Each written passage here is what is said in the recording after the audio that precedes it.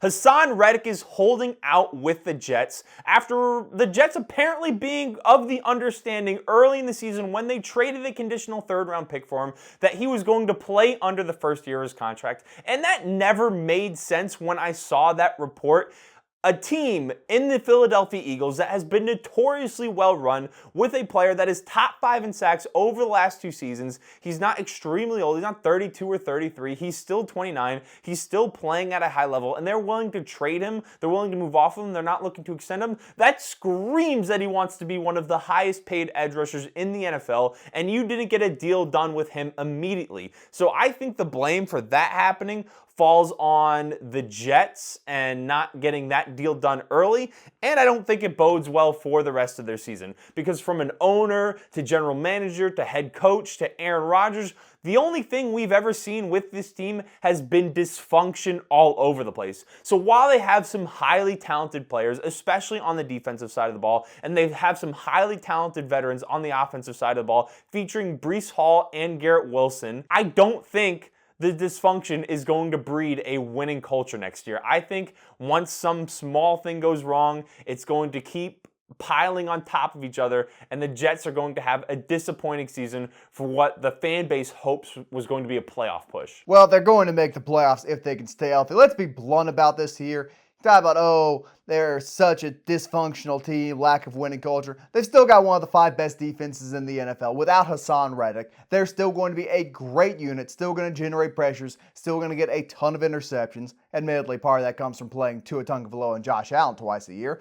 But they're still going to be an electric defense. Offensively, massively upgraded their O-line. Olu Fashanu looked great in preseason. I know preseason doesn't matter, but him looking terrible would not have been good. They've got Tyron Smith. They've got Garrett Wilson. They've got Mike Williams if he can survive more than 2 days on MetLife turf. They've got Breece Hall. They've got a phenomenal rotation in their backfield to alleviate the pressure on Breece Hall's legs. And they've got Aaron Rodgers. That bad thing which happened where you talked about, one little thing's going to go wrong and everything's going to go downhill. That happened on the 4th snap of the game, or the 4th snap of the season last year with the Jets, and they still won 7 games and looked functional at points. Unless that happens again, this is a playoff team. If they can get half a season out of Aaron Rodgers, this is going to be a playoff team.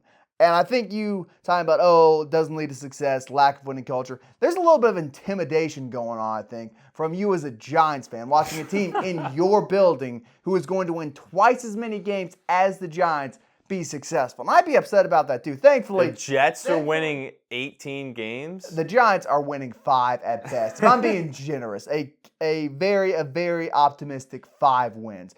Taking an L week 1 to Sam Darnold, Justin Jefferson, and not much else. Sure. I digress. I think it's a little bit hateful. I think it's a little bit silly. I think there's tomfoolery, buffoonery, goonishness afoot over from that side of the table. That side of the table isn't even a relevant phrase anymore because we got rid of the table. That side of the room. Well, best case scenario, I think the Jets finished with a top 15 offense. They have 9 wins in the Bills. You do know what best case scenario means? Best case scenario, they win the Super Bowl. No, that's not best case scenario because they're not good enough and they have too much organizational dysfunction. What about them isn't good enough? Are the weapons not good enough? Is the offensive coaching line? staff, the organizational culture, the general dysfunction? Non-quantifiable things. Non-quantifiable things aren't good enough. You can just pull out thin air and say, actually, why isn't their front office good enough? The front office has put together a good team, even if Hassan Reddick is not in the building. Why is that a bad front office? Because an agent lied to him and he believed it? Sure, that's on him a little bit, but this is a good team on paper. What more can you ask for from a front office standpoint? If you want to talk about Saleh not being a competent, if you want to talk about Saleh not being a competent coach, fine. I would argue he has never had a functional quarterback, which maybe is on the offense, but he's finally got one. Like, the ceiling of this team is the Super Bowl. It's a high ceiling. The floor of this team is 3 wins. Like, there is no team with more variance in the NFL than the New York Jets. But to say their ceiling is 9 wins is stupid. It's really stupid. Their ceiling's 9 wins. It is clownish. It is buffoonish. It is shenaniganry. It is a take informed by your heart and not your brain. And your heart, it's in the wrong place on this. You're making stuff up. I'm making stuff up? Yes. Why am I making stuff up? You said I'm using my heart to make this. I don't think... You can't be using your brain and say the Jets have a 9-win ceiling. Is it crazy to think Aaron Aaron Rodgers, who hasn't looked like his elite self as he's aged, got injured early in last season, an offensive line that is relying on Tyron Smith to stay healthy, a wide receiver too that is Mike Williams, who's coming off a major knee injury, as you said, playing on MetLife turf, and then you have a coaching staff that is not one of the best coaching staffs in the NFL. You've Rob Saleh, who's taking shots at Aaron Rodgers when Aaron Rodgers goes on vacation to miss OTAs.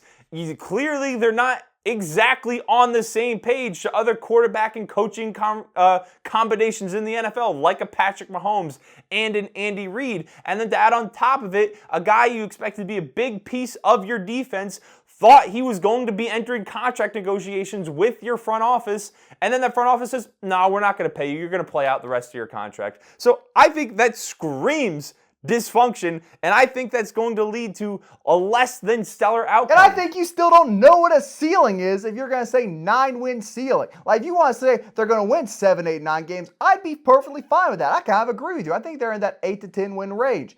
But to say a quarterback who's won 2 of the past 4 MVPs looked like a top 10 quarterback, a low-end top 10 quarterback, but a top 10 quarterback nonetheless, the final year he was a starter with no weapons to help him, say an offensive lineman who's going to be a first-ballot Hall of Famer and who has stayed healthy in recent years, has had some injury history but has been able to play a full 14, isn't going to stay healthy? That, like, you are lowballing them and just being disingenuous. You can say everything's falling apart, whatever. If you truly believe that's going to happen, say that's going to happen. But to say they don't have a high ceiling, stupid. Like, it's moronic. I can go through the shenanigan buffoonery again, but it was legitimately indicative of you not knowing what the word ceiling means.